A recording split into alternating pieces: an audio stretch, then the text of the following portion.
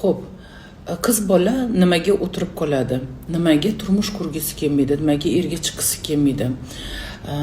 Buning birinchi sababi, agarda o'sha qiz oilada ota-onaning mas'uliyatini bo'yniga olib qo'ygan bo'lsa va ota-ona roliga o'tib ketgan bo'lsa, bu yerda oila iyerarxiyasi buziladi va ota-ona farzand o'rniga o'tadi, qiz esa ota-ona roliga o'tadi.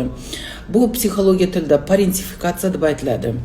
Ikkinchi sababi, agarda ota qizida o'g'il bola xususiyatlarini juda ham rivojlantirib yorgan bo'lsa, yoki o'g'il bola qizim mani, polvon qizim mani deydigan so'zlar bilan ustanovka bergan bo'lsa, meni tanishlarim orasida shunday tanishlarimiz bor edi, aynan o'g'il bolalarni sportiga beradida, unda o'g'il bola energiyasini oshirib